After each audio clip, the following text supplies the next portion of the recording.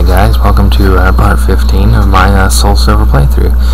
Now, a friend actually told me that to get the HM for strength, you'll need to fly back to Eurotique City and head off to the right exit, which is the opposite end of the city that exits into Route 38, and come over here, and a hiker will in fact come running out of the cave, and he will give you HM04, which is strength, and that is definitely very useful. Up by the sign there, you can also find the TM for Shadow Claw, which is also not a very bad move. Alright, so warping, as you can see off screen, I leveled everybody up to 23. Warping in Wood City here. We are about to take on the Wood City Gym, which is the fighting gym. As you can see, the gym leader will not fight you with the water running in his head for whatever reason. I, as usual, battled all these trainers off screen. It's not really a puzzle. I suppose you have to kind of figure out which side to go on. And it's not this side, so you'll basically want to run over here, but a guy is blocking your path. So I assume you have to run all the way down there. To be honest, I don't really know why the gym leader has water running on his head. I assume he possibly enjoys that, but whatever. Alright, so coming up here, flip the lever to turn off the gym leader, so he is no longer taking a bath and will now battle you. So yeah, that's kind of nice, I suppose. So continuing downward. And now talk to the gym leader, and he will in fact battle you, which is kind of nice, I suppose. Alright, so guys, this is gym leader Chuck. Let's see what he's got. If he'd ever stop talking and just battle.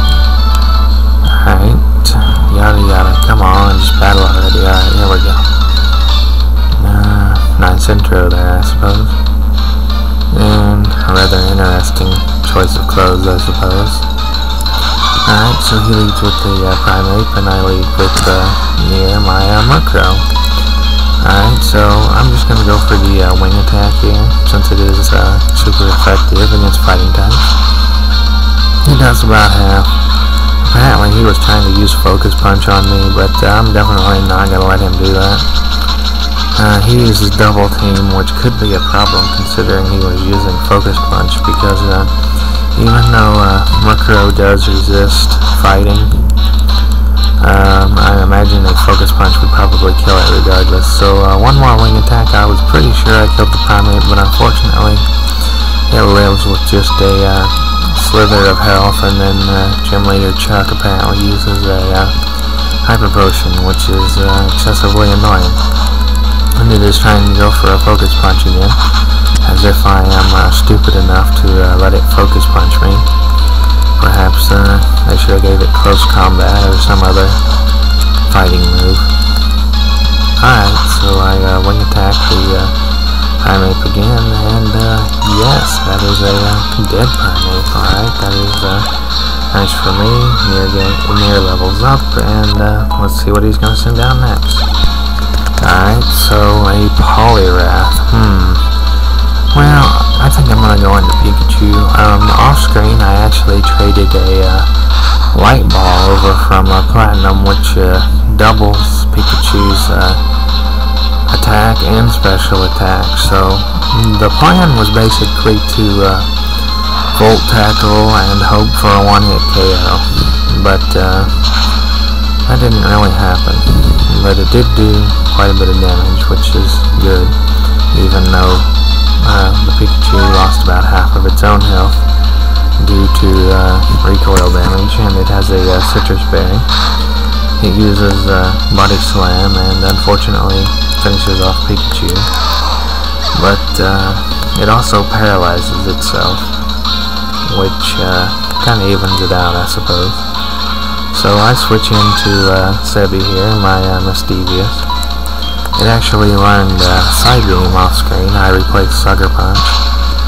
Sucker Punch is just annoying. I mean, 90% of the time when I click Sucker Punch, it doesn't even do anything. It either says it did not hit, or it did not affect, or it failed. That's just very annoying. I mean, if it actually hit, it would be a good move, but it rarely does. So I just figured side beam was a better option. And unfortunately for me, he uses a hyper potion, which is going to make this battle that much harder.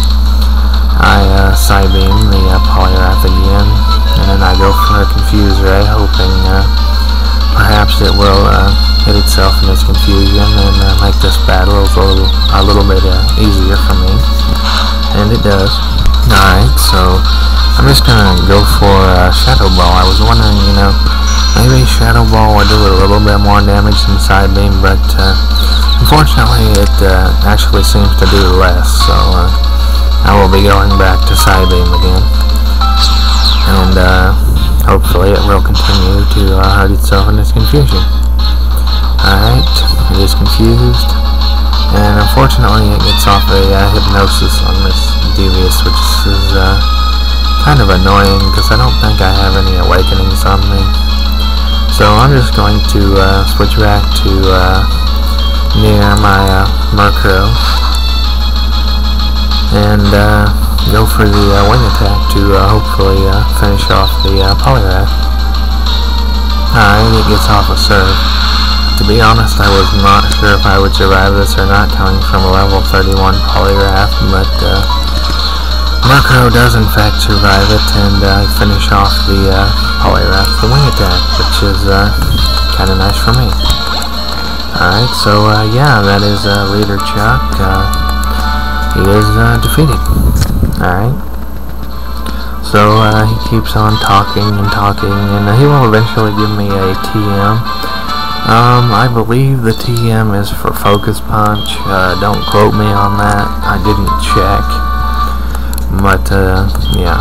Alright, so Chuck is defeated. I wish he would shut up. And anyway, continuing out here. More importantly, when you step outside, this lady will talk to you and give you HMO2, which is Fly, and Fly is definitely a very useful move, as it makes travel much easier in this game. So anyway, guys, I paused briefly and taught Fly to Togetic, and I flew back to Olivine City. And now I will be delivering the potion to Jasmine so she can cure her Ampharos, and the game's plot will effectively continue. So here I am on the elevator, just waiting to get to the top. Kinda casual, I suppose. Look at my Murkrow sitting there. Alright, so exiting the elevator, you'll see that the door is now open. Just go inside and talk to Jasmine, and she will then give the potion to the Ampharos. You'll see a kind of flash of light on the screen as the Ampharos is cured. It's kind of over-the-top special effects for curing an Ampharos, I suppose. And yeah, Jasmine will now go back to the gym, but I think I'm going to hold that off for later, just because I'm kind of under-leveled. You were forced to answer it. Sorry about that. As I said, I will be doing the gym later because I'm kind of under-leveled. And when you step outside, you will get a phone call. I assume it's important because you're forced to answer it. So anyway, I flew back to Uratique City. I'm actually going to do the Lake of Rage and the Rocket Hideout before I do Jasmine's gym, just because I really need the levels, because most of her Pokemon are like, if I remember from the original, they were like 35 or something like that. And I'm pretty sure that I would get owned at this point. So just go back to Uratique City, exit to the right. It's the same place that you run into the hiker earlier. And just keep continuing in that direction, and you will eventually wind up in Mahogany Town. There's a Pokeball. That is a Super Potion. Alright. So, surfing again. Alright. I'm just gonna ninja my way past these trainers as I usually do. Alright, 2 foot in the grass, and I already have a wild encounter. That is very annoying, and it appears to be a Spearow. Alright, I'm just going to run from that. I'm actually going to pause briefly and put up a repel, just so I can ninja my way through this grass and avoid those trainers. Right there is a hiker there. Let's see, I'm going to sneak past him. Alright, here we go. And yes, this is Mahogany Town. As you can see, there's a guy blocking the gym entrance. You have to go to the Laker Age first, and that is up here. I will be going to the Laker Age in the next episode, and I'll see you then, guys.